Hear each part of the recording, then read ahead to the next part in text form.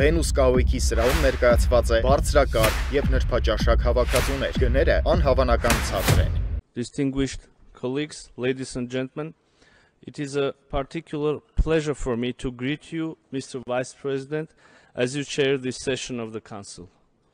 The Human Rights Council is one of the key achievements of multilateral diplomacy, as it provides an indispensable platform for sustaining and promoting dialogue on human rights irrespective of various international and regional crises. This Council has been envisaged to stand for all and everyone in all times. It is the inherent dignity of human beings that we have at stake here. With so many existing and evolving crises all over the world, the human rights of people and in the situation of conflicts should be of particular focus of the Human Rights Council and its special procedures. It is with this vision and objectives that Armenia has entered the third year of its fully fledged membership of the Council. I believe that we have been able to prove ourselves as a trustworthy and reliable partner in reacting to and addressing the outlying thematic issues and critical country situations. We are determined to continue our contribution in most constructive and positive manner. In this context, I am glad to announce that Armenia intends to table a new draft resolution on the prevention of genocide at this session of the Council. That is a subject that Armenia has been championing for many years. Our team in Geneva is going to organize a transparent process of consultations with all interested states and other stakeholders. After the difficulties and potential crises after 44-day war launched by Azerbaijan, snap parliamentary elections were held in Armenia, where people of Armenia reconfirmed their commitments and devotion to the values of democracy and human rights. The international observers of the snap parliamentary elections assessed that they passed in compliance with the human rights commitments and democratic standards. Most recently, in this year's Democracy Index published by the Economist Intelligence Unit, Armenia was ranked as a leader of the region based on such findings as electoral process and pluralism, functioning of the government, political participation, political culture, and civil liberties. Mr. Vice President, this year marks the 30th anniversary of Armenia's membership to the United Nations. I hereby reiterate my nation's unwavering commitment to the multilateralism with the United Nations at its core, and our full adherence to the purposes and principles of the UN Charter. It was no coincidence that the opening line of the United Nations Charter referred to "we the peoples" as the source of its legitimacy. People and their rights must be placed at the forefront and center of everything done by the United Nations as a whole.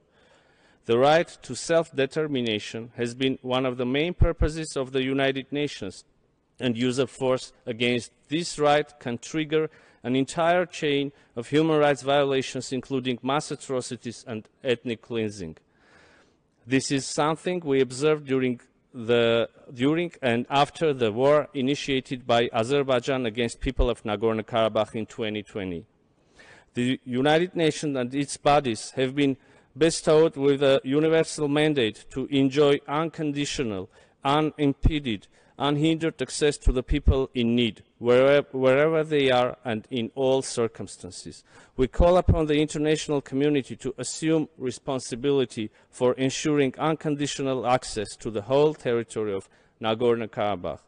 The United Nations Special Procedure Mandate holders issued several communications to Azerbaijan, raising questions with regard to the use of mercenaries, extrajudicial executions, arbitrary detentions, enforced disappearances, destruction of religious and cultural heritage in the context of Nagorno-Karabakh conflict. Azerbaijan declined to give a proper response and, in fact, failed to answer to the last communications at all, in a sheer defiance to the UN human rights machinery. The impunity leads to new violations. Apart from Nagorno-Karabakh, Azerbaijan continues its policy of human rights abuses now on the borderline areas of the Republic of Armenia, wherein the civilian population suffers from constant provocative actions of armed forces of Azerbaijan. This aggressive policy is accompanied by the overt violations of international humanitarian law. After 16 months of ceasefire in place, Azerbaijan continues to hold 38 Armenian prisoners of war, including civilians, while the fate of hundreds of missing persons and dozen cases of enforced disappearances remain unclarified. Mr. Vice President, the plight of people to whom the United Nations does not have access should not be forgotten. The people of Nagorno-Karabakh should not be discriminated because of their origin, language, religion, political or other opinion, national origin, and other status. We strive to achieve the safe, dignified, and voluntary return of the Armenians to their ancestral homes in all parts of Nagorno-Karabakh.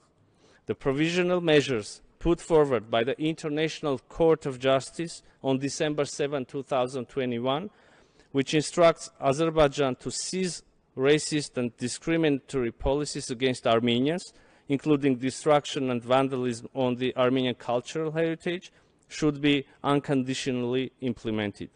These measures come to prove anti-Armenian policies of Azerbaijan, including its Armenophobic bellicose rhetoric, depriving the people of their means of subsistence, constantly terrorizing Armenian population, and threatening with new use of force.